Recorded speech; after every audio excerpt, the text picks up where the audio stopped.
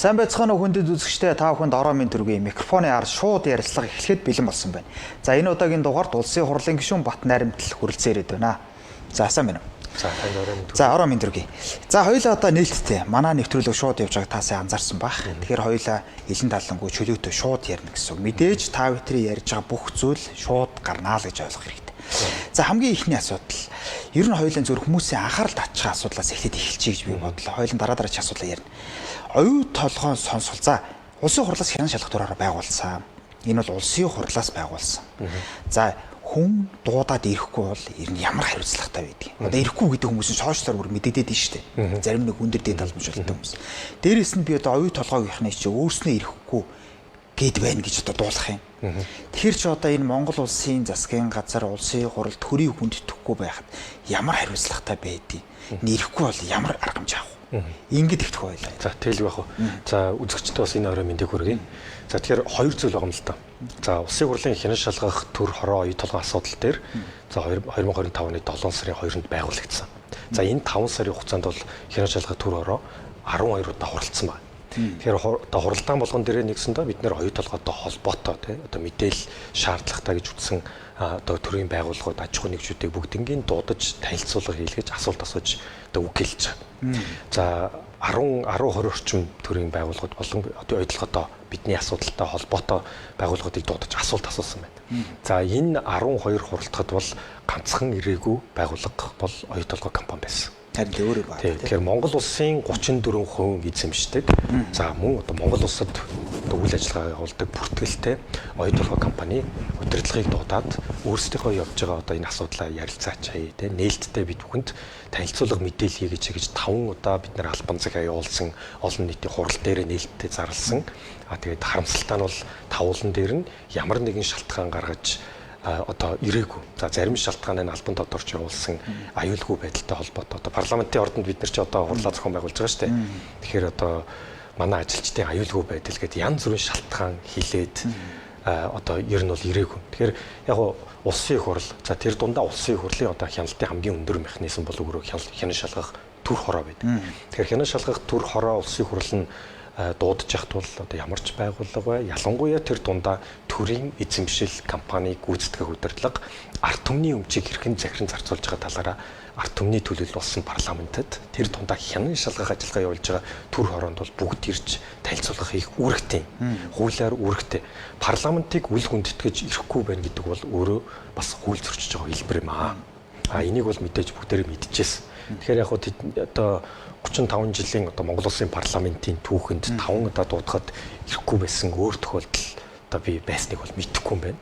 Тэгэхээр энэ бол парламентыг үл хүндэтгсэн ялангуяа хяналт шалгалт явж байгаа процессд одоо нэгсэндээ үл хүндэтгэлтэй хандсан энэ зүйл бол одоо ер нь оюу толгой компанийн хувьд бол стратегийн талаас авсан ч гэсэн ёс зүйн талаас авсан ч гэсэн ер нь бол том алдаагч харж байгаа. Тэгэхээр хуулийн хувь сул байгаад байгаа юм шүү. Одоо явахтай очихгүй байсан ч яах вэ? Нэг хуультай юм биш гэж одоо бодоод байна уу?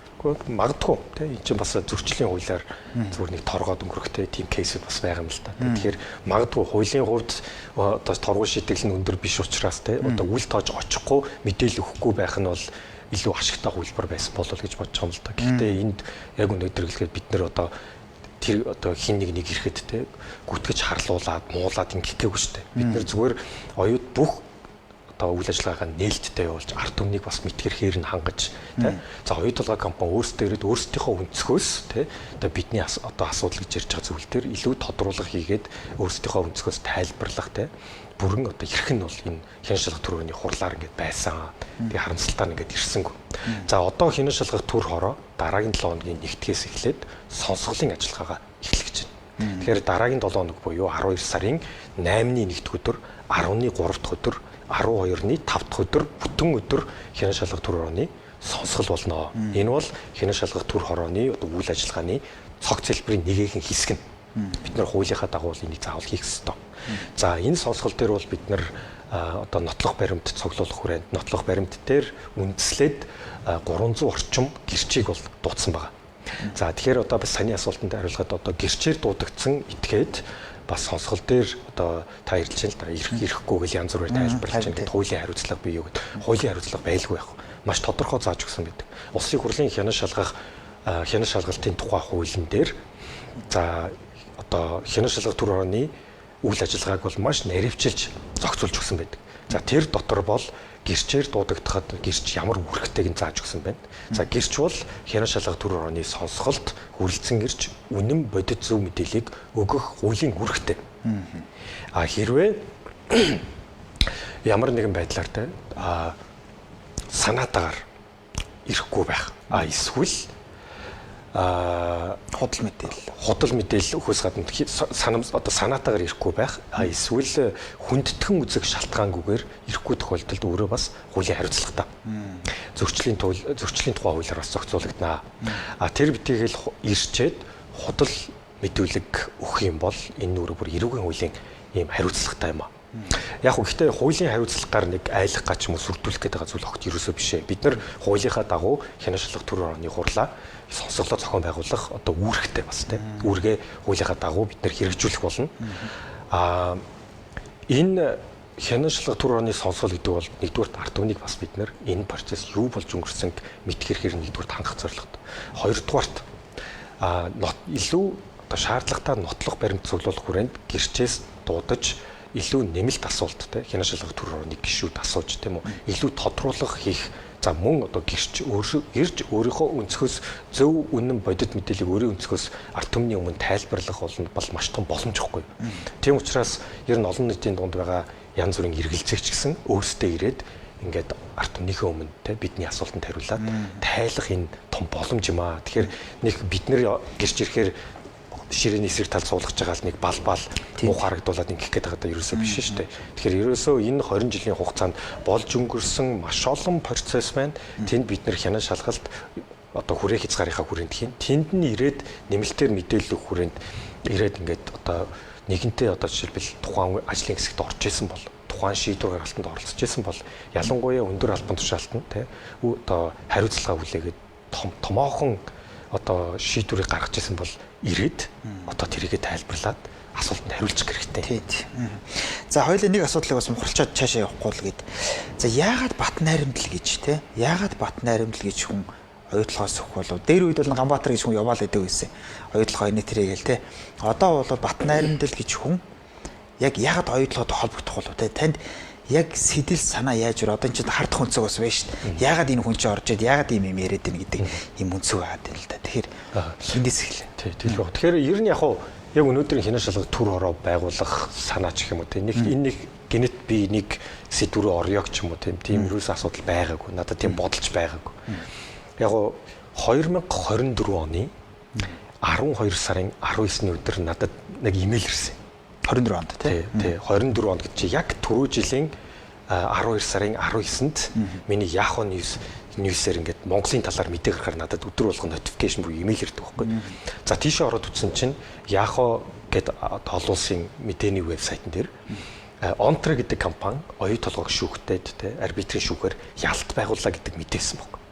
Тэгээ би тэр мэдээний дагуу за оюу толгой дээр явж байгаа асуудал бол мэдээж Монголын талд одоо ач холбогдолтой тэрийг ухаж үзээд за тэгээд удалгүй бас хэдэн хоногийн дараа эдийн засгийн байнгын орон дээр би Монгол Улсын засгийн газраас асууж ирсэн. Ontre гэдэг компани оюу толгойг арбитрийн шүүхт Канадад ялт байгуулчихжээ. Энэ нь Монгол Улсын хувьд 34 эзэмшиж байгаа оюу толгой төсөл дээр ямар ач холбогдолтой юм бэ? Энэ нь бацаад Монголын талын эрх ашигыг зөрчиж байгаа зүйл бий юу гэж би тухайн үедээ яг эдийн засгийн байнгын орны хурал дээрээс одоо эдийн засгийн хөгжлийн тэргуун шадар сайд ганц төмөрөөс би асууж ирсэн. За тэгээд тухайн үедээ бол би асуултанд хариулт авч чадаагүй. За цаашаага ухаж явсаар гоод тэгээд ерөнхий сайдад асуулт тавиад ингээд ерөөсөө цаанагаасаа нэг одоо хөрвж байгаа утас шиг тийм үү. Утас хижүүр болж авчаа тэрнээсээ цаашаага ингээл ахиц өгөөл ингээд яваад исэн юм л та.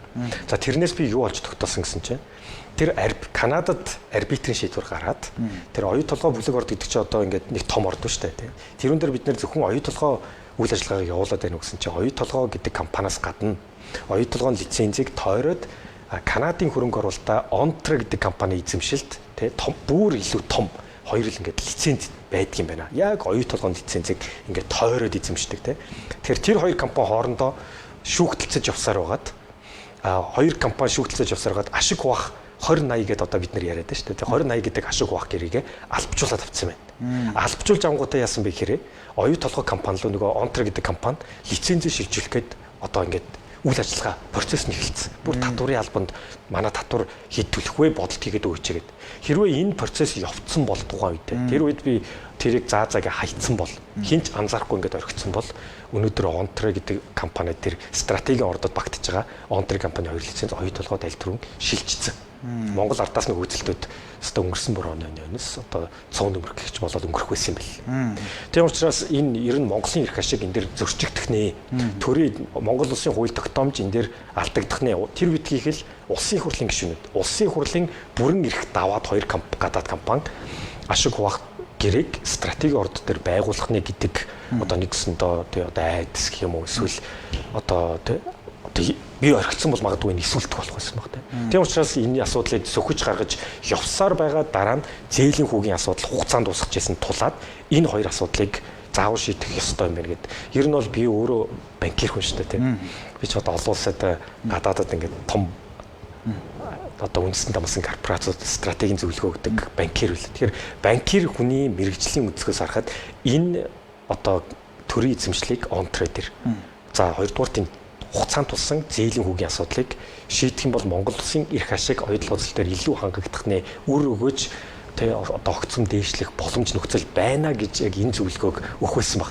Яг тэр зөвлөгөөнийхөө яг тэр банкирын харж байгаа мэрэгжлийн өнцгөөс хараад энэ хоёр асуудлыг гаргаж ирээд тэгээ явсаар байгаа тэгээд 89 тишүүн дэмжиж одоо төр хороо байгуулах хэмжээнд л очсон юм. Тэгээ за хоёулын төр хорооны хамар хүрээний талаар ярихгүй болохгүй. Гэхдээ олон юм энэ эндээс хам чимээд яриад байна гэж бол байхгүй байна. Тэгэхээр оюу толгойн бүлэг ордын тухай ярьж байна. За оюу толгой компани дээр бол 3 нь байгаа, Онтро дээр 2 нь байгаа л гэж ойлгоод байгаа шүү дээ. За тэгээд тэр 2 орд бол за тэр нөгөө 3-аасаа илүү өндөр ашигтай ч юм уу те ингэж ойлгоод. Тэгтэл нөгөө Онтро компани ч өөрөө бас ядж яхад мөнгөгүй компани байна. Нөгөө нэг талаасаа ингэ зээлээд идэг ч юм. Ингээд нэг юм яг таны тэр үнэлэх шиг утас шиг ингээд яваад байгаа те.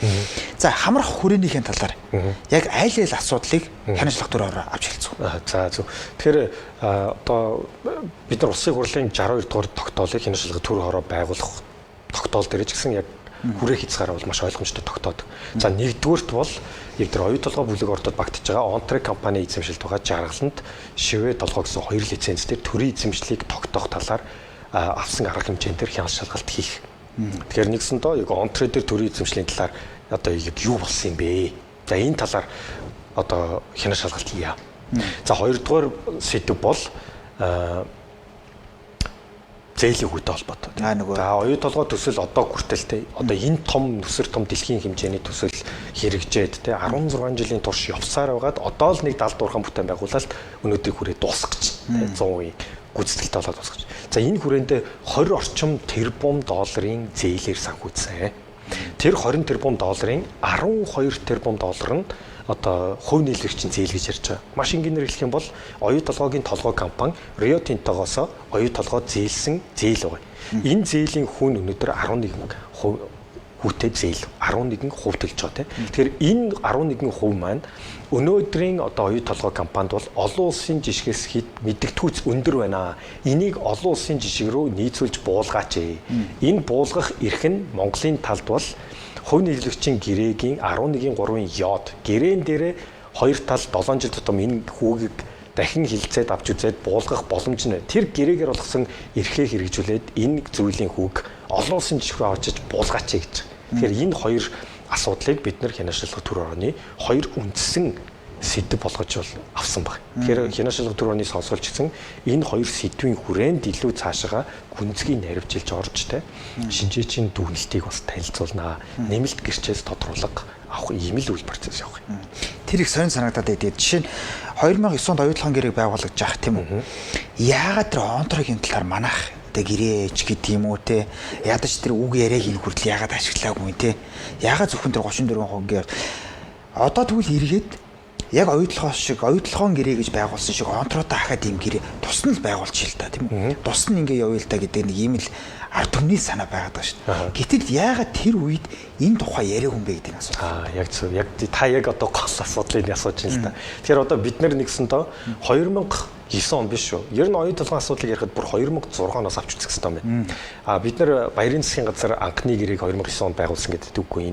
Энээс өмнө одоо Миgambi хулдын засгийн газрын үед Айвенхо Майнста шинэ хөрөнгө оруулалтын гэрээг хамгийн анхны хөрөнгө оруулалтын гэрээний хувилбарыг бол тухайн үедээ улсын хурлд 2007 онд өргөн барьжсэн түүхтэй. Тэгэхээр бид нар тэрийг ч гэсэн илүү ухаж одоо ярилцах болно. Тэгэхээр энэ процесст дунд онтре гэдэг энэ хоёр лицей, онтрегийн эзэмшлэг энэ хоёр лиценз хаана очиод орхигдчихваа. Тэр үеийг л онтре нэг оюун толгойдоо байгуулсан гэрээн одоо хилцээр нь те одоо гэрээн албачгүй явсаар яагаад 25 онд байгуулсан юм бэ? Тэр үедээ яагаад Монголын төлөг оролцуулаагүй юм бэ? Юун арбитрийн шийдвэр болоо явчихваа гэд маш олон асуултын тэмдэг гарч ирж байгаа. Хизэнээс онтрыг ярьж эхэлсэн юм бэ? Ер нь онтр чинь тэр тухайн үедээ яригдсан юм уу? Энэ хөрөнгө оруулалтын гэрээнд тэд нэр хамааруулсан юм уу? Тэгэхээр энэ олон асуудлууд бол манай хинэ шалгах төрөний сонсголоор бол одоо ил болох юм. Ил одоо нээлттэй бид нар илүү дүнэлтийг танилцуулна. Тэгэхээр одоо шууд танд ингээд хариулах гэхээр эн чинь одоо маш олон зүйлийг илүү тайлбарлаж тэр үед болсон процесс гаргасан шийдвэр ярилцсан гурлын тэмдэглэлээс авсан нэмэлт тодруулга авах гэд маш олон процесс явах. Тэгэхээр энэ 20 жилийн турш одоо бид нар нэгсэндээ Монгол улсаас болон энэ хооронд гаргасан бүх шийдвэр эдний бүгднгийн маш том ингээд самбар болгоод гаргаж байгаа. Энэ нь бараг 10-аад метр орчим самбар болох юм байна. Яг гоо ард түмнийг мэдгэрхийг хангахын хүрээнд бол бид нар энийг бүгдийг нээлттэй олон нийтэд нээлттэй болгоно. Тэгээд одоо парламентын ордон ч гэсэн ордны гадна ч гэсэн тэр самбаруудыг байршуулж хүн болгон очоод яг ямар шийдвэрүүд гарч ирснийг бүгдийг харах боломжтой болох юм. Тий. Би танаас улс төрийн асуулт асуух гэдэг юм л та. Энэ манай энэ төрийн томчууд гэх юм уу юу гэх төрийн ирэх хүчээс хүмүүс дандаа эсүүлтгүү гаргаад ирсэн байдаг. Одоо та бүхэн ярьлаа шүү дээ. Түүх ярьлаа шүү дээ. Тэгэл энэ түүх болгон дээр чи манайх засаж сайжруулад явах болцоо байсан уу байсан. Дараа чи улсын хурлын засаал явна. Дараа чи засгийн газрын засаад явна. Гэтэл нэг тийм эсүүлтгүү гаргаад идэг. За үүний цаана ард түмэн юу гэж хардаг вөхөр авилга. Авилга авсан байна л. Тэгээ улс төрчнөөс нь асуухаар энэ 90-ийн чинь паблик компани. Олон нийтийн том компани юу ярьж байгаа юм чи Англи, Канада, Австрал бүр ингээд дамжчихсан энэ том компани чинь бүх санхүү нээлттэй байт юм аа. Юу мань мэтэд ингээд авилгаа өгöd байж байгаа. Тим юм юусэн байхгүй гэд ингээд тайлбарлаад идэг. Тэгэхээр энэ эсүүлдэхүү гаргасан нь бол одоо гацааг үнэн шүү дээ. Гол нь энэ авилгын шинжтэй баримтуудыг энэ талаар ярих. Яг манай яг сонсголын хүрээг хязгаарт бол яг авилгалын баримт ч гэдэг юм уу авилгалтын шинжтэй холбоотой энэ бол ярихдаггүй энэ манай хүрээг хязгаарт байхгүй. Харин яг таны хэлж байгаа ер нь бид нэр хянаа шалгалт хийж байгаа учраас төрийн зүгээс Монгол улсын засгийн газрын зүгээс өөрсдийнхөө оюун толгойд ирэх ашгийг хамгаалж үр өгөөжөд дээшлүүлэх чиглэлээр одоо онтрагийн талаар зэйлэн ямар алхмыг хийсэн юм бэ? Ажлын тайлан байна уу? Ажлын хэсэг байгуулсан уу? Хуралдсан уу? Шийдэл гарсан уу? Үр дүн гарсан уу? Ямар тайлан гарсан гэдэг. Энэ бүх асуудлыг бид нар бүгдээр хөндөж гаргаж ирнэ гэсэн үг. Тэгэхээр энэ дээр нэгсэнтэй яг тэр эсвэлтгүү байсан уу? Үйлдэлтгүү байсан уу? Эсвэл очоод чадахгүй одоо эсвэл арга хэмжээ аваад очоод амжилтгүй болсон юм уу? Энэ бүх зүйлийг гаргаж ирнэ. Гаргаж ирэх гэрхтээ яг тухайлан бүр ажлын хэсгээр бид нар энийг авч үзэж байгаа. Тэгэхээр энэ дээр бол яг сонсголын одоо 1 2 3 дахь өдрүүд яригдах сэдвүүдээр яг таны асуултын тэмдгүүд бол бид нар ч бас байсан. Манай хүрээ хязгаарт орж байгаа учраас бүгдийг нэлттэй ярих болно. Гэхдээ энэ дэр нэг юм баа нууц гэдэг байгаа шүү дээ. Нууц гэдэг ингээ яваад байдаг. Гэхдээ улс төрч нар эсүүлдэхүү гаргахгүй байгаа нь одоо эмчтний файл мэл гэдэг дэлхий зөндөө юм болж шүү дээ. Яг тэрүү шиг. Эргээд нөгөө улс төрийн нөгөө фактыг гаргаад тавьчихдаг. Гаргаад тавих гад байдаг ч юм уу те. Энээс манай улс төрч нар нөгөө хамааралтай айдсан нэг бодлоо одоо хараанд норцсон ч юм уу те. Ингээд нэг юм эсүүлдэхүү гарахгүй яваад байгаа юм биш үү гэдэг нэг ийм л таамгийг л би дэвшүүлэх гээл таньдас асуугаад байгаа ч юм. Тэгэхээр яг засгийн газрын зүгээс ажлын хэсэг гараад ингээд янз бүрийн тайлан гаргаад те асуудлуудын дэвшүүллээ те. Тэгэхээр тэр тайлангуудыг жишээлбэл бүгдийг бас нууц тавцсан шүү дээ. Тэгэхээр чин тэр тайлангууд дотор яг ямар зөвлөмж юу гэж тулсан жишээлбэл өнөөдөр ярих би одоо жишээлбэл танд нээлттэй ярих боломжгүй байхгүй. Яг дахиад нөгөө нууцын тамга. Тэгэхээр ер нь энэ нууцын тамга энэ нууц давах энэ одоо зөв хуулийн зохицуулттай те байгууллагын нууцын тухай хууль байна. Төрийн болон албаны нууцын тухай хууль байна. Тэгэхээр энийг нэг мөсөн ер нь зэгцлэхгүй бол энэ нууцын тамгыг нэгсэндээ тэр маш олон эсвэлтгөх те нуунд харагдуулах маш олон одоо алдагдал хохирлыг нуун дарагдуулах эсвэл одоо маш олон одоо асуудлуудыг нуун дарагдуулах тийм том боломж олгодог ийм л процесс явж ирж байгаа байхгүй. Өнөөдөр бид нэр жишээлбэл нүүрсний улаад ирж гэсэн ярьж байна. Маш олон гэрээ те дандаа нууцт байсан байна. Тэгэхээр тэр үнэхээр нууцт авах ёстой байсан юм уу? Энэ чинь амар том асуудал байхгүй. Тэгэхээр ер нь нууцын тамга гэсэн энэ зүйлийг одоо ер нь одоо зэгцлэхгүй бол яг оюу толгой төсөл дээр одоо харж байхдаа та бодолтой 94,000 хуудас баримт бид нар цуглуулж явж байгаа. Дийлэнх нь нууцсан тамгатай шүү дээ. Тэгэхээр яах юм? Тэгэхээр яг үнэхээр өнөөдөр энэ сонсголыг ихэд би миний тэр гар хүлээтэй хөл тушаатаа.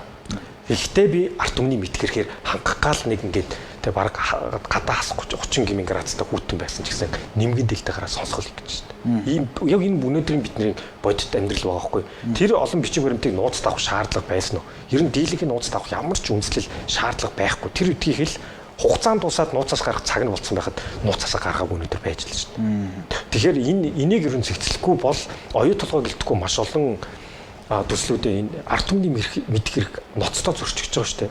Тэгээ энэ дэр нэг зүйл байгаа. Зүгээр нэг компани биш шүү дээ. Газрын хөвлийн баялаг гэдэг бол те оюу толгой нь байна уу, таван толгой нь байна уу те компани хамаарахгүйгээр энэ бол арт түмний өмч гэд бид нэр үндсэн хуулийн дээр заасан байхгүй. Тэгэхээр арт түмний өмчийг захиран заржуулж байгаа энэ үйл ажиллагаа арт түмний өмнө нээлттэй явах хэрэгтэй шүү дээ. 6-2. Тийм үндсэн хуулийн 6-2 бид нар маш ойлгомжтой заасан шүү дээ. Тэгвэл бүр арт түмнийг мэтгэрэхээр нь хангах гэж байгаа шүү. Гэтэл энийг бид нэр ноцтой зөрчөө яваад байгаа. Тэгэхээр энэ сонсголоор яг үнийг хэлэхэд янз бүр хүмүүс шүмжиж л да. Оюу толгой эний чинь одоо үндэсний айлгүйдэлтэй холбоотой хаалтаа явуулах хэрэгтэй. Юу ирээд байгаа. Тийм яг түмний эрх ашигт нөхд арт түмний өмчийг арт түмнийг мэтгэрэхээр нь хангах чагт юу одоо хаалтаа явуулах вэ? Тийм учраас би хаалтаа нууцтай баримтуудыг нэг нь ч ашиглахгүй. Нууцтай баримтуудыг бүгдийг нь ашиглахгүй жагаад ил баримтуудаа ашиглаж өнөөдрийн сонсголыг заавал нээлттэй явуулнаа. Хаалтаа явуулна гэсэн ойлголт ерөөсөй байхгүй. Хаалтаа явуулах сонголт хуулиар байгаа юу? Байгаа. Гэхдээ энийг хийж ашиглахгүй. Яах гэж тэгвэл ард түмнийг мэрхийхээр зөрчин хаалтаа явуулаад хаалтаа тогтоол гаргаад тэр хинт хэрэгтэй. Тэгэж хаалтаа явуулсан энэ одоо үл бүдэх одоо олон жил явсан энэ хуултаны хэсэг хичээж болохыг хүлээн зөвшөөрөхгүй. Манай хянаш шалгах төр орны гишүүд бүгдээрээ зөвшөөрч байгаа. Бүгдээрээ энийг нээлттэй явуулна. Бид нар хянаш шалгах төр орны хуралдаанаач гэсэн дийлэнхийн бид нар бүгдээрээ нээлттэй явуулсан. Ард түмнээс юуг нь нууж байгаа. Ард түмний өмчийг хэрхэн захиран зарцуулсныг хяналт шалгалт хийж байхдаа хаалтаа явуулна гэдэг бол одоо миний толгойд л багтахгүй. Тийм одоо зарчимгүй үйл бол хийхгүй л. Одоо сая одоо нэрийг шууд хэлчихэл дээ. Ерөнхийдөө дасан баяргаа бол өөрийн сошиал хуудсан дээр ингэж шүү дээ. Нээлт хаалтаа явуулаад ингэх юм бол одоо яг таны хэлж байгаа шиг тий улс орны эрх ашигт баг нийцэх юм байна. Нээлттэй явуулах юм бол одоо баг улс орны эрх ашигт нийцэхгүй юм байна. Ягаад тэгэхээр хоёулаа одоо зээлийн хүмүүгээ хилцэр мэлцэрэг янз янзын болж шүү дээ. Тийм учраас хаалттай байх нь зөв гэд. Тэгэхээр ер нь яавал нээлттэй байвал улс орны эрх ашигт нийцэх үү, хаалттай байвал улс орны эрх ашигт нийцэх үү гэхээр таны бодол бол нээлттэй байснараа л нийцсэн гэдэг байна. Гэтэл манай төрийн барьж исэн хүмүүс хаалттай гэж яриад байгаа шүү дээ. Тэгвэл та одоо жишээлбэл яг энэ асуултыг одоо үзэгчдээс асуумаар байна л да тий. Тэгэхээр оюу толгоон одоо энэ хянаш шалгах төр оны сонсголыг тий. Одоо үзэгч та нээлттэй явуулах нь зөв гэж бодож байна уу, хаалттай явуулах нь зөв гэж бодож байна уу тий. Тэгээ ер нь энэ оюу толгойтой холбоотой баримт бичгүүд төр тий. Бүр одоо ашиг машигт нөлөөлж өгч биш ч юм уу тийм баримтууд дээр жишээлбэл эсвэл засгийн газраас гаргасан тайлан дээр те нууцын тамга дарах нь зөв гэж бодож гин үү буруу гэж бодож гин үү. За би бол үзэгчдийн дийлэнх нь бол бүр ойлгомжтой нээлттэй байхлах нь зөв л гэж бодож байна. За би арт түмний одоо төлөөлөл болж сонгогдсон улсын хурлын гишүүнүүд бол энэ дээр ямар ч эргэлзээгүй нээлттэй байх ёстой гэж бодож байна. Таны бодолтой. Ер нь цаашдаа энэ компаниудыг оюу толгойч гэсэн нээлттэй компани болох ёстой. Энэ байр суурийг би ч гэсэн сүүлийн 2 жилээр илэрхийлж байгаа. Нээлттэй компани болно гэдгийн маш том давуу тал юу гэхээр олон нийтийн эзэмшил болоод тэднэрт бүх зүйлээ нээлттэй одоо тайлгнахаас өөр ил тод байхаас өөр гарцгуулдаг байхгүй. Тэр энэ байдал руу ер нь цаашдаа орох хэрэгтэй. Ер нь оюу толгой дээр гарч ирсэн 16 жилийн турш ирсэн хамгийн том алдааны нэг юу гэж. Энэ өөрөө одоо Монголын талдаа ч гэсэн одоо мэдээллийн маш өдөр шөнөшиг ялгаагүй тэнцвэргүй байдал. Энэ юунаас үүссэн? Энэ бол мэдээлэл хангалттай ил тод өгөхгүй байснаас эсвэл мэдээлэл маргааш хурал болгож явахад оройн Монголынхоо хэдэн туцын гишүүд нь мэдээлэл өгдөг те. Энэ байдлаас болж өнөөдрийн энэ процесс үүссэн шүү. Тийм учраас ил тод байх, нээлттэй байх энэ зарчмыг оюу толгой гэлтэхгүй Монголын энэ төрийн эзэмшил бүх компаниуд дээр одоо хэрэгжүүлэх ёстой. Би танаас ингэж асуух гэдэг юм л да. За онтро тий хоёлын дөрөв ярьсан. Онтрогоо тусна гэрээ байгуулчихъя. За зөв. Тий хоёлын дөрөв ярьсан шүү дээ. За тусна гэрээ байгуулад за нөгөө 34-г нэ гайд 34-гээ хүмүүс бас нэрлэлчихээ. За энэ минийг яагаад тэр амнаад муунаад ч юм эсвэл татвараа хүн дээр тавиад ч юм. За ингээд юу. За ингээд зөвхөн тэр оюутлахыг болжээ. Зөвхөн тэр онтрогоо яг тусна хөрөнгө оруулалтын гэрээ хийх боломжтой юу? За зөв. За ер нь бол би наан дээр чинь бас за хувь хүний хувьд те улсын хурлын гишүүн хувь хүний хувьд бол би адилхан санал нэг байна. За онтр дээр бид нэр оюу толгойтой яагаад хилцээр хийсэн бол оюу толгой стратегийн ач холбогдолгүй орд дээр лиценз эзэмшигч хуулийн этгээд мөн. Тийм учраас бид нэр оюу толгойтой хөрөнгө оруулалтын гэрээ байгуулсан. Тэгэхээр стратегийн ач холбогдолгүй оюу толгой бүлэг ордод хамаарж байгаа тэр шивэд толгой завхлантын лицензийг онтре ХХК гэдэг Монгол улсад бүртгэлтэй тусдаа аж ахуй нэгж лиценз эзэмшиж байгаа. Тэгэхээр энэ лиценз эзэмшигчтэй бид нэр яг оюу толгой төр хийсэн шиг шинэ хөрөнгө оруулалтын гэрээг оюу толгой орооногийн дараа онтре төр бид нэр Монгол улсын засгийн газар хийх ёстой. За тэгэхдээ одоо яг жинхэнэ 16 жилийн алтаанаас суралцах ёстой. Хувь эзэмшээд бид нэр одоо шилбэл зардлаа хянаад тий ашигтай ажилуулад ногдлоо шиг өнөдөр авсан уу? Аваагүй тий улам өрөнд авсан тий байхгүй жигаад одоо нэг 37 38 маань бас адил яригдж штэ. За тэгэхээр энэ алдаанаас суралцаад бид нэр илүү өсөн нэмэх амнатаар орлуулад тий явах нь илүү зөв хөлбөр баг. Гэхдээ энийг мэдээж санхүүгийн модель илүү шийдэх ёстой. Бид нэг өнөөдөр таамаглаа шийдэхээс илүүтэйгээр аль хувилбар дээр одоо мэрэгжлийн банкир, мэрэгжлийн санхүүж тооцоол хийгээд Монгол улсын эзэмшилт аль хувилбар нь илүү мөнгө урсгалаар ач холбогдолтой өндөр байна. Тэ яг тэр хувилбараа илүү сонгоод явах нь зөв. За тэгээд яг хуу цаашдаа ингээд учирч болох одоо эрсдлүүд за өнөөдөр бидний одоо өнгөрсөн тий гашуун сургамжаасаа үдээд бол илүү өсөн надаар орлуулах нь зөв гэдэг сонголтыг бид нар орооногийн гэрээн дээр хийсэн шүү дээ. Тэгэхээр яг тэр зарчим бас энэ гэрээн дээр үйлчлээд явах нь зөв баг. Тэр тэгээд бид нар хэлсэн онтро компани өөрөө их мөнгөгүй. Тэгээд оюутлогын компаниас мөнгө зээлсэн байгаад байдаг. Тэр нь 6.1 хэдэн хувийн хүүтэй мөртэй гэдэг ингэсэн. Тэгэхээр нөгөө хамааралтай болчих юм шүү. Тэгэхээр бид нар чинь салгаад одоо онтроотой хийхээр манайхаас зээл авсан шүү дээ энэ хүүхдүүд. Одоо ингээм хамтаа шүү. Энэ чинь хамаарал битгий хэл байгаа шүү дээ. За онтро гэдэг компани байна тийм үү? Энэ компани Монголд бол нэг 3-4 хүн ажилчинтай баг нэг цаасны шахуу компани баггүй. Зүгээр л лиценз эзэмшдэг бүх ажлаа одоо хүнээр хийлгдэг компани баггүй. За Канадын толгой компани, Канадын хөрөнгөний бирж дээр бүртгэлтэй компани ч гэсэн ер нь бол энэ хоёр лицензэл эзэмшдэг өөр нэг ажиллагаа байдаг. Тэр үтгэл хайгуулын ажил болон тэр одоо бүх тайлан тооцоогоо бүгдийг оюутлогоор хийлгдэг. Тэ одоо яг хөө тэр хүний компаниар хийлгэж болох уу гэдэг хүртэл өөрөө хуулийн үр дагавар таахгүй. За тэгэхээр бид нэр тэгээд дээрэс нь Канадын тэр бүртгэлтэй Ontrek гэдэг компани байна. Тэ Канадын хөрөнгөний бирж дээр бүртгэлтэй. Тэр компани 16%-ийг Rio Tinto эзэмшдэг. Тэгэхээр эн чинь нэг нэгнээ харилцан хамааралтай ингээд эзэмшдэг ийм хамаарал бүх этгээд байдаг байхгүй. За нэгдүгээр.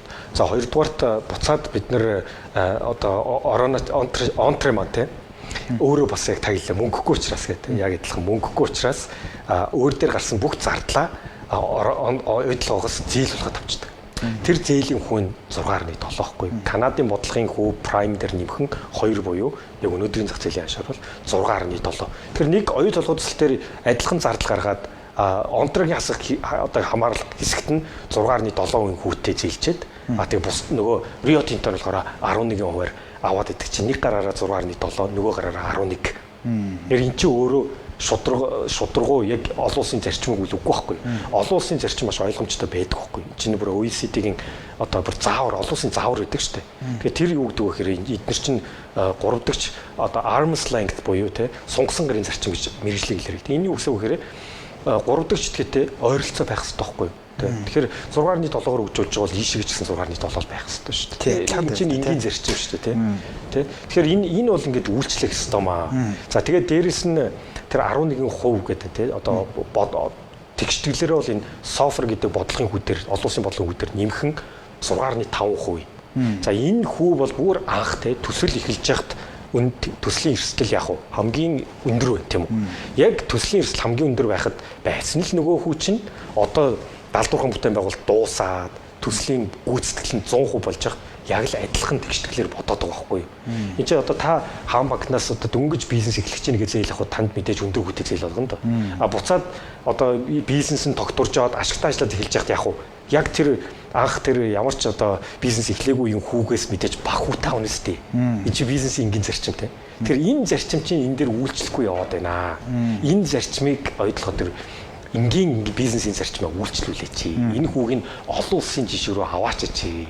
Гэрээгээр олгосон эрх нь хоёр талд чинь байна. Монгол улсын засгийн газарт байна штэ.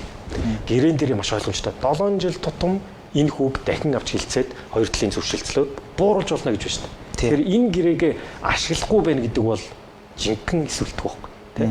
Ашиглах оролдох хийх ёстой штэ. Эцсийн болтол нь явах ёстой штэ. Ард түмний өмчийг төлөөлж байгаа этгээдийн хувьд бол энэний ардаас эцсийн болтол нь хөөцөлдөх нь бол үүрэг мөн. 7 жилийн энэ жил болж байгаа тийм. 7 жил нь яг энэ 25 онд тохиогод байгаа. Тийм учраас яг энэ 25 онд маш олон бүртгэн тохиосон энэ хугацаа учраас тийм заавал ашиглах ёстой маа гэдэг бас сүүлийн баг жил гаруй одоо ярьсаар одоо хинэшлэг төрөөрөний сонсол хүртэл явж байна л да. Тий. Манайх энэ дээр нэг жоохон хольж ойлгоод авах санагдаад байдیں۔ Надад зээлийн хүү бас тустай асуудал. Тэр менежментийн зарлагт баахан ярьсан шүү дээ бидэд. Тэр чинь бас тустай асуудал яваад байгаа тий. Гэтэл тэр оюу толгой компани чинь тэр зээлийн хүүнээс ашиг олоод байна гэдэг нэг юм байдаг шүү дээ. Тий бидэрт яасан зээлийн хүүнээс. Тэгэхээр энэ хоёрын зардал нь бол за зээлийн хүн бол хамаагүй их л байх л та. Менежментийн зардал дээр ер нь бид ер нь ямар алдагдал хүлээгээд идэв юм бол. Яг менежментийн зардал яг манай хүрээ хийж зарт байхгүй. Гэхдээ яг хувь гишүүний хувьд хариулгаад те. Менежментийн төлбөр гэд ер нь акнасаа одоо нийт гарсан зардлын те 3% явсаар 6% болцсон. Тэгэхээр зардал өндөр гарах тусам 6% шимтгэл ингээл төлбөр гэж харин тийм зардлаас гэх тийм ингээл давхар бодоол аваад байгаа байхгүй тий. Тэгэхээр энэ нэгсэнтэй яг бизнесийн зарчмыг жоохон ургуу амарлаад байгаа. Тэгэхээр зардлаа илүү өсгөх юм бол төлбөрөө илүү авах гэдэг. Уул нь зардлаа илүү хэмнээд ажиллах тусам илүү урамшуулах хэрэгтэй шүү дээ. Тэгэхээр энэ зардал нь баг менежментийн төлбөрийн зардал нь баг зардал үүсгэснийг урамшуулад байгаа юм шиг тий. Тэгэхээр шууд харахад утгагүй. Энэ бол зүгээр олон зардлуудын нэг байхгүй юу. За тэгээд яг үүнтэй улбаатай тий. Одоо жишээлбэл яг Нью-Йоркийн шүүхтэр яг энэ жил бас нэг шийдвэр гарлаа шүү дээ. Тий. Тэгэхээр Нью-Йоркийн шүүхтэр Rio Tinto компаниг Rio Tinto компанитай холбоо Rio Tinto компани гүйцэтгэх захирал, Rio Tinto компани санхүүгийн захирал хэсэг хүмүүсийг Америкийн хэсэг одоо Pentwater хөрөнгө оруулалтын сан болон хөрөнгө оруулагчид шүүхт өгсөн. За шүүхтэр эдгээр маань сая 2025 оны 6 сард ялалт байгуулад 138 сая доллар буюу 500 тэрбум төгрөгийн нөхрөл одоо нөхөн төлөлтийг авах тийм эрх үүсчээ. Энийн үетэй холбоотой юм бол оюу толгой төсөлтэй холбоотой. Оюу толгой төсөл 2018 оны үед одоо яг энэ нөгөө зардал хэтэрсэнтэй холбоотой. Менежментийн үйл ажиллагаа буруу тий одоо асуудалтай үүснээс 1.9 тэрбум долларын нэмэлт зардал гараад үйл ажиллагаа 22 сараар хоошилсан. Энэ мэдээгээ хөрөнгө оруулагчдаас нуун дарагдуулж төөрөгдүүлсэн гэж одоо нэгсэндээ нотлоод одоо 138 сая долларын нөхөн төлбөр авч байгаа. Тэгэхээр менежментийн зардлууд гарч ирсний ард бол эн чинь менежментийн алдаанаас болоод тий хугацаа хоошлоо. Тэр болгон чинь Монгол улсын 34% шууд нөлөөлж байгаа байхгүй. Бидний авах ногдлоо шиг тэр чинийгээрээ хоошилсан, зээлийн хүү тэр чинийгээрээ өссөн. Гэтэл энд Монгол улсын эрх ашиг хангагдаж ямар нэгэн нөхөн төлбөр яригдсан уу? Яригдаагүй. Тэгэхээр иймэрхүү олон тохиолдлууд байгаа даа л да. Гадаадын нөхдүүд болохоор хөрөнгө оруулагчид бүр 18 оны асуудлаараа өнөөдөр шүүхтэд өөрсдийнхөө эрх ашиг хамгаалаад нөхөн төлбөр аваад байна. Яаж гэвэл Монгол улсын эрх ашиг энэ дээр орхигдоод яваад байна. Монгол улсын эрх ашигаа хамгаалж Монгол улсыг төлөөлж байгаа тий одоо субъектүүд бүгдээрээ одоо алхам хийгээч тий одоо Монгол улсын эрх ашигыг төлөөлж байгаа бүх институцэн дээр одоо уул нь бол ингээл ганцуугаа шамлаад хамтдаа ороод Монгол улсын эрх ашигыг хамгаалах хэрэгтэй маа. Гэтэ яг хуу бид нэр түүхэндээ ингээд аваад үзэх юм бол огт хангаагүй тохиолдлууд бас биш ээ. Бид нэр сая 21 онд те Монгол улсын 34% оногдох те өөрийн хөрөнгөд оногдох тэр 34% оногдох зээл маань хитэрсээр яваад 2.3 тэрбум болж өсөөд бас л дахиад өндөр хүү бодогдсоор яваад бүр ямар 23 тэрбум болтлоо өсөөд ямар ч ногдол ашиг авахгүй байна гэдгийг тухайн үедээ оюутны засгийн газар тэрийг тэглэжсэн Дубан гэрээг цоцолж ирсэн тийм нааштай бас процессууд байна л та. Тэгэхээр эндээсээ бид нар улмал цаашлаад улам сайжрал харилцан ашигтай явах хэрэгтэй маа. Тий. Би тэр Дубан гэрийг танаас асуух гэсэн юм. Дубан гэрийг цуцлсан гэл ярьсан шүү дээ. Гэтэл цуцлаагүй. За яг тэр нөгөө юу юм тэгсэн мэс ойлгож байна. Гэхдээ тэр заалтууд нь одоогоор хэрэгжиж яваад байгаа гэж яриад байгаа юм. Энэ одоо ямар учиртай юм болоод энэ Дубан гэрээ чинь тэгэд бүр явж цуцлагдаг юм биш үү? Тэд чинь заалтууд нь хэрэгжиж ирнэ гэдэг чи одоо байж л байгаа юм биш үү, тий? За Дубан гэрээ гэдэг маань бид нар Дубан гэрээг яриасан тийм тий. Тэр далдуурхан бүтээн байгуулалтыг тий санхүүжүүлэх 6 тэрбум доллар авах, нэмж зээлээр авах ийм гэрээ байсан тий. Тухайн үедээ сайхан бэлгийн засгийн газар энэ гэрээг байгуулад тий. Одоо маш олон одоо хууль зөрчилсөн байдаг. За энэ нь одоо бас эргэн хэрэгсэл явж байгаа юм билээ л дээ. За энэ гэрээг 103 дугаар тогтоол, Улсын хурлын тогтоол гараад тэгээ 2021 онд Дубан гэрээг цоцлох хүчингүй болгох гэж Улсын хурлын тогтоол гарсан. Гэтэл одоо Rio Tinto талаас энийг юу гэж ойлгосон захиан дээр үүссэн бэ? Дубан гэрээг одоо дуусхур болгох те. Дуусхур болгох гэдэг агуулга гарсан. Тэгэхээр хүчингүй болгох, дуусхур болгох гэдэг хоёр чинь өөр агуулга байгаа даа тий. Тэгэхээр энэ хоёр маргаан чинь одоо хүртэл явж ирж байгаа юм. Тэгэхээр нөгөө тал дуусхур болгох гэдэг агуулгаараа тий цуцлаа одоо цуцалсан байсан бол эн чинь нэмж үр дагавар гарахгүй шүү дээ. Гэтэл нэмж менежментийн төлбөрөөс гэсүүлээд нэмж зээл гараад ингээд яваад байгаа байхгүй юу.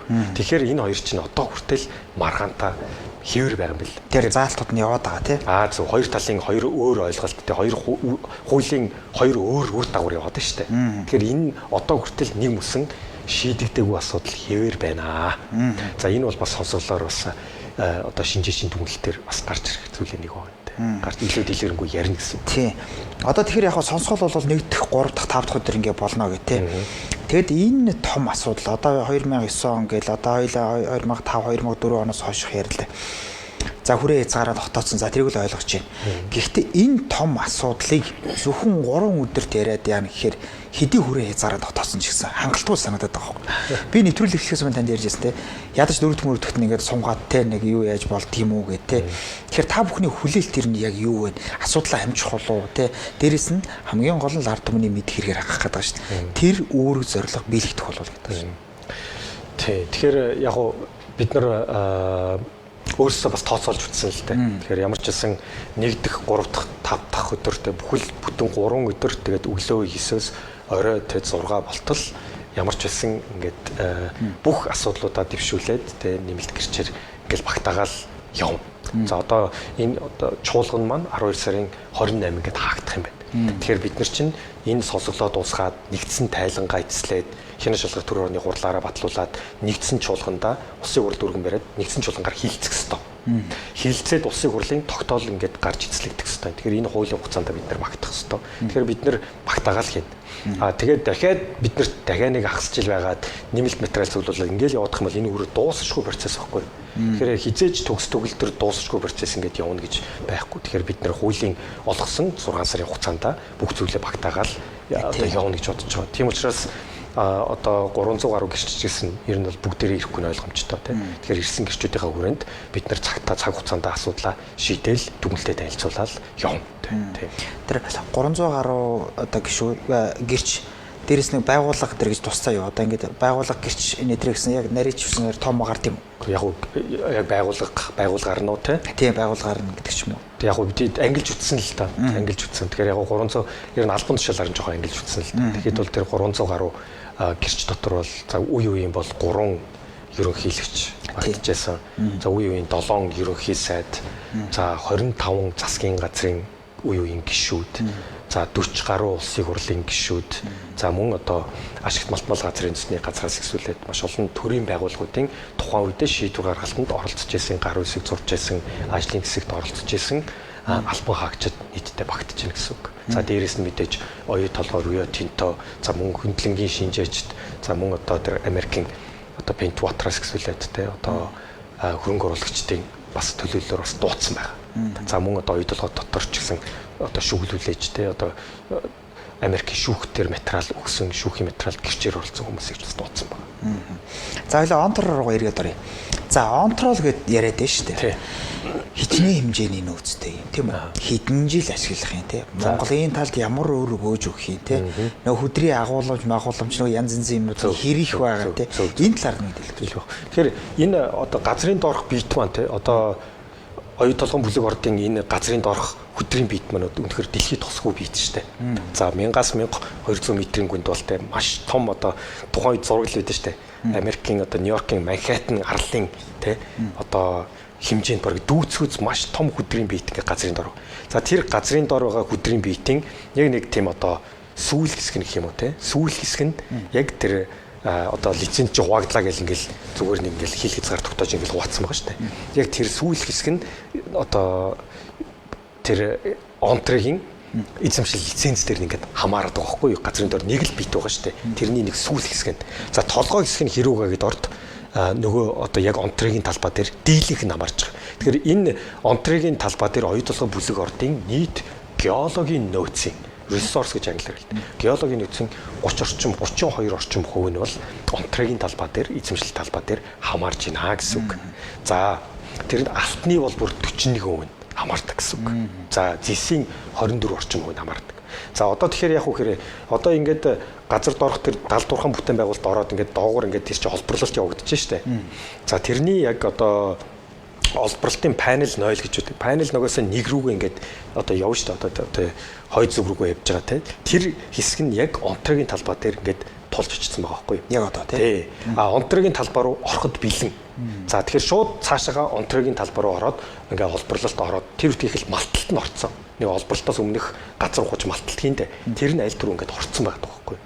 За тэгээд энэ хууль бус орсон уу юу гэдэг чинь бас нэг тусдаас. Гэхдээ олборлоход бэлэн болцсон гэсэн үг юм. Тэгэхээр онтрегийн талбай руу орж иж оюу толгой бүлэг орд бүтэн хүчин чадлаараа тэг 76 одоо тэр олборлолтод бүтэн хүчин чадлаараа явах боломжтой болох юм. Тэгэхээр бид нар нэгэнт оюу толгой зөвлөө ажиллуулж байгаа бол бүтэн хүчин чадлаар нь ажиллуулах тэр боломжоор нь хангах ёстой. Тэрнээс биш нэг хоёр компани за Монголын талын гурвалсан этгээдийн маргаан байгаа л тэгэл тэр олборлолт бүтэн хүчин чадлаараа цаг алдаад хугацаа алдаж бас болохгүй. Тэр нэг бол нэг талаасаа бас бизнесийн зөв тэрийг бид нар явуулах хэрэгтэй. За тэрийг явуулахын тулд одоо яг нөгөө гэрээний асуудлаа байгуулад бүх юм ойлгомжтой болох хэрэгтэй байхгүй юу? Гэтэл онтрегийн талбай руу орохоор Монгол улс тэгвэл ямар татварын татвар авах вэ? Ямар хураамж авах вэ? Ямар ашиглалтын нөөц ашигласны татвар авах вэ? Энэ чинь ойлгомжгүй байдаг байхгүй юу? Яг энэ чинь стратеги орж шүү дээ. Гэтэл төрийн эзэмшлийн хувь хэмжээ үндсэн хуулиараа улсын хурлын бүрэн эрхийн хүрээнд ашиглалтын тухай хуулиараа улсын хурлын бүр эрх шийдэх ёстой шүү. Гэтэл шийдэг үнгээ яваад байгаа байхгүй. Тэгэхээр энийг гүйцэд шийдэж Монгол улсын эрх ашиг ороход хангагдаач. Хангасны дараа тийшээ олборлолт нь яваад те гурван талдаа ойлгомжтой болох хэрэгтэй байхгүй. Тэгэхээр яг үндэ хэлээд миний яриад энэ хилээд байгаа бол одоо оюу толгойн эсрэг ч юм уу Рио Тинтогийн эсрэг биш шүү дээ.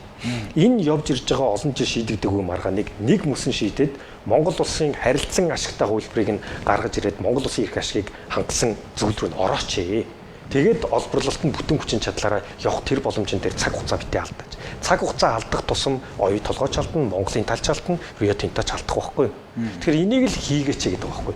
Онтрейдер бол ер нь энэ маргаан бол яг үннийг хэлэхэд бол сүүлийн 20 жил явж ирсэн тий. Тэр үтгийг л онтрейн оюу толгойтойгоо одоо нэгсэнтэй явсараа сүүлдээ арбитрийн маргаан болж хүрсэн байна шүү дээ.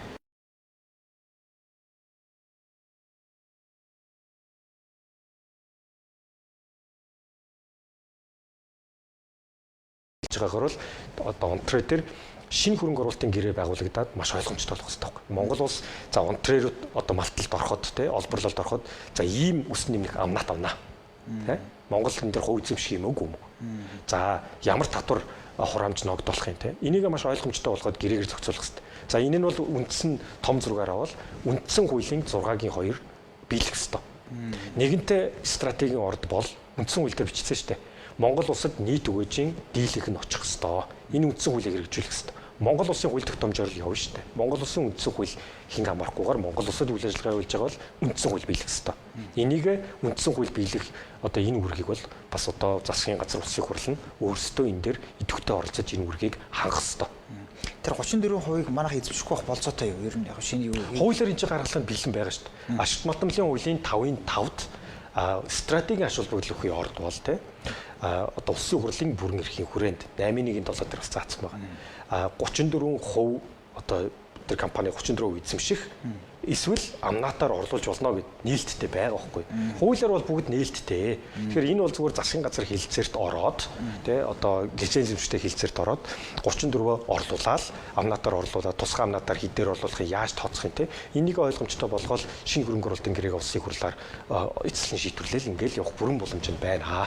Энийг бид нэр хийгээгүй хийсэн. Орооноо дээр бид нэр яг тийм гэрээ байгуулсан шүү дээ. Тэгэхээр яг тэр жишг байна. Үндсэн хуулиа бид нар 6-гийн 2 хангаж чадсан тийм нийт өгөөжийн дийлэх нь ард түмний талд ногдно гэдгийг тодорхойлж чадсан шүү дээ. Тэгэхээр энийг л бас яг энэ шинэ гэрэн дээр хийгээд явах те бүрэн бололцоо биднэрт өнөөдөр байгаа. Зөвхөн бид нар энэ дээр үйлдэл гаргаад аль бүх тал хилцээрийн шин дээр ороод энэ асуудлаа шийдэх ёстой маа.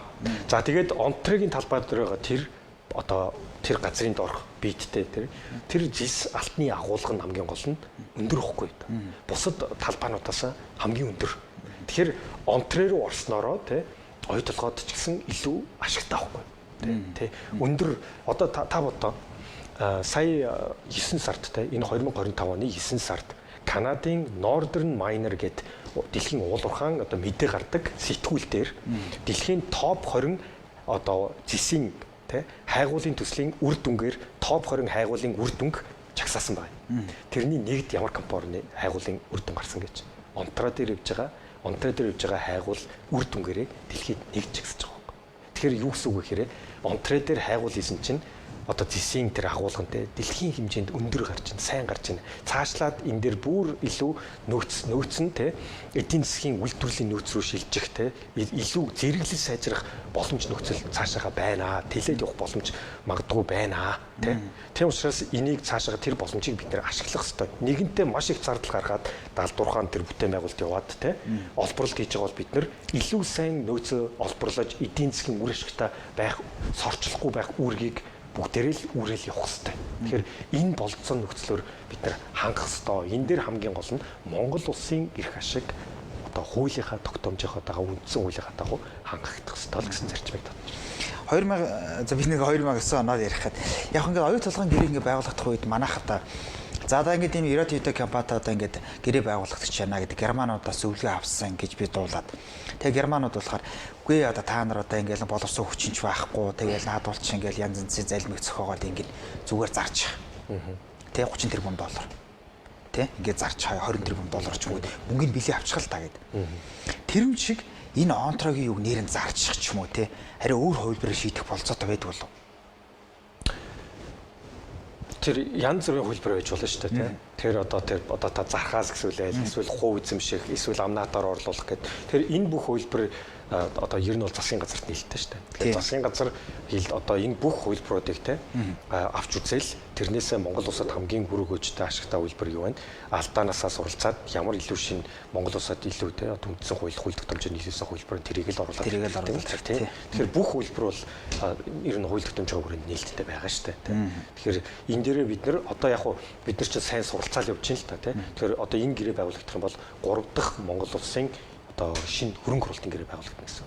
Тэгэхээр бид нар эхний гэрээ 2 дахь гэрээнээс илүү 3 дахь гэрээг цаашаа байгуулаад явах хэрэгтэй. За 4 дахь гэрээ бол улам сайжрал ингээл цаашаа явах хэрэгтэй. Та энэ дээр нэг товчхон хариулт дээр манай найруулагч тав тэрийг дуусгах гэж тохиод байна. За боловсон хүчин гэ тэ. За тийм. Тэр боловсон хүчний асуудалгүйгээс болж манайх бас алдсан гэд. Яг одоо байгаа болоо одоо таач одоо гадаад дотоод төсөөдөрсөн танаас өсвөлээд л бас хүмүүс байх ёстой тэ. Тэгэхээр тэр он одоо байгаа нөхцөлөд шал амнууд. Аа. Үнэн. Ер нь Монгол улсын боловсон хүчин одоо ер нь одоо маш том компанитай хилцээрийн ширэн дээр орж штэ. Ер нь адилхан боловсралтай, адилхан туршлагатай дүүцгүүц хэмжээнд бас ярьж ээж бас үр дүн гаргана штэ тий. Тэгэхээр тэр боловсон хүчнээ ялангуяа гарах хэрэгтэй. Би бол Монголын топ боловсон хүчийн төрийн компани ялангуяа одоо бүрдэж гинүүл гэж юм уу тий тэднэрт ажилласаа гэж бод. За одоо бүрдээл явж байгаа гэж бодож байгаа. Тэр тэгэл парламент гэсэн бас шин залуучууд илүү боловсон хүчин сайжрах тусам боловсралтай байх тусам илүү шийдэл хаанчл гарна штэ. Нэг төвшөнд өрсөлдөн л гэсэн үг шүү дээ. Тийм. Тэгээд дээрэс нь бас одоо яг тийм мэрэгжлийн туршлага байх албатай биш. Тэгэхээр яах ёстой вэ гэхээр хилцээрт орохдоо засгийн газар одоо мэрэгжлийн олон улсын том банк авах ёстой. Мэрэгжлийн том олон улсын хуулийн зөвлөх авах ёстой. Хилцэл дээр туслах зөвлөгч, стратегийн зөвлөгч авч болно шүү дээ. За ингээд уулын хилцээрийн ширэн дээр орох ёстой юм аа. Анх хөрөнгө оруулалтын гэрэг дээр баярын засгийн газар байгуулахдаа одоо Америкийн хамгийн том банк Goldman Sachs-ыг авч ирсэн шүү дээ. $250,000 төлөөд бас нэлээд том мөнгө төлөөд тухайн үед авч ирсэн. Тэр үед сайн зөвлөмж өгчээсэн үү? Гайгүй зөвлөмж өгсөн. Зүгээр хэрэгжүүлж чадаад гэрийн доо тусгаж чадаагүй. Тэр асуудал واخгүй. За сүүлийн асуулт. За нөгөө таны нөгөө дагаад чагнаад идэх асуудал нэр юу болсон бэ? Та тэрэн дээр нэг тайлбар өгч шиш. За нөгөө машинтаа даглаагаа та нэг баахан номер үзүүлээдсэн шүү дээ. Тийм. Тэр нэг хүмүүс дараа нь янз бүрээр л хэлсэн л гэдэг үнэн бодит үнэн тэр шүү дээ. Тэр үед яг үнэ хэлэхэд ялангуяа ийм том асуудал дээр хянаа шалгах төр ороо байгуулан гэж явж байхад бол бид нэр одоо би өөрийгөө бас те одоо надаас гадна өөр босоод гişүүд хянаа шалгагчтай хамгаалах хэрэгтэй. Тэгээд үнэхээр тийм процесс явж байсан тэрийг баримтжуулж авсан. Тэгэхээр тэр баримтаа эсвэл нуугаад үлдэх юм уу? Эсвэл ил тод гаргаж ирэх юм уу? Тэгэхээр тэгээд ил тод гаргаж ирэхээс өөр гарцгүй болсон. Энэ сонсголоор гаргаж ирэх болох уу? Сонсгол дээр энэ их яригдахгүй л те. Тэгээд хуулийн байгууллага шалгаж одоо би тэгээд бүх байгууллагууд руу гисэн, иргэний цагдаа руу гисэн. За тэгээд парламент дээрх те одоо халдшгүй байдлын дэд орол өгсөн. Дэд ороо бас цаашаага тагнуулаад тэгэл бүх одоо хандсан гэж бодож байгаа. Тэгээд тэр одоо хуулийн байгууллага дээр үсэн бид нэр одоо дүгнэлтээ гаргаад тэрийг ард түмэнд бас нээлттэй тавих хэрэгтэй л гэж бодож байгаа. Тэрийг нь хүлээж байгаа гэсэн. Таныг бол яг тухайн үед попорлоо гэдээсэн шүү дээ. За попрогүй юм байна. Баримтаа бол та гаргаад өгсөн байна л гэж ойлголоо. Би баримтаа бүгдийг олон нийтэд бүгдийг ил тод тавиад пэйжээрээ тавиад тэрийг хамгийн гол нь зөвхөн цагдаад өгөх эсвэл бүгднийг арт түмэндээ нээлттэй ярих уу. Кинош дотор би юу ч нуухгүй бүгдийг ил тод тавина гэсэн зарчим баримталсан. Тэрнийхээ дагуу ийм асуудал үүсэж байгаа ч гэсэн ямар нэгэн нөлөөлөл орох гэж байгаа бол би тэрийг олон нийтэд нээлттэй зарлахаас өөр гарцгүй байхгүй. Тэгэхээр тэрнийхээ хүрээнд надад болж байгаа бүл процесс байна. Тэрийг бас л нээлттэй л шүмжлүүлж хамаагүй тавина л гэсэн. За баярлалаа. Ингээ та бүхэн одоо ингэ явг нь бол асуулт зөндөө байна, ярилцах юм зөндөө байна. Цаг хугацаа хязгаартай. Тэгээ энэ төрөд өндөрлөө баярлалаа танд. За ямар ч байсан хянаа шалгах турааны ажилд чи амжилт хүсье. Тэгээд бас ард түмэнд нэг тодорхой мэдээлэл одоо ард түмэнд мэдээлэл өгнө гэдэг чинь л одоо энэ асуудлын бараг 80-90% гэж ойлгоод байгаа шүү. Яг тэгэхээр бүх хүмүүс мэдэж ижил асуудал зөв хандах гэж ойлгож штэ. За баярлалаа. За баярлалаа. Баярлалаа хүндэт үзэгчтэй микрофоны ард шууд нэвтрүүлэг энэ төрөд өндөрлөө анхаарал тавьж үзсэн та бүхэндээ баярлалаа. Дараа 7 хоногийн энэ цагтаа иргэн уулзъя. Баярлалаа.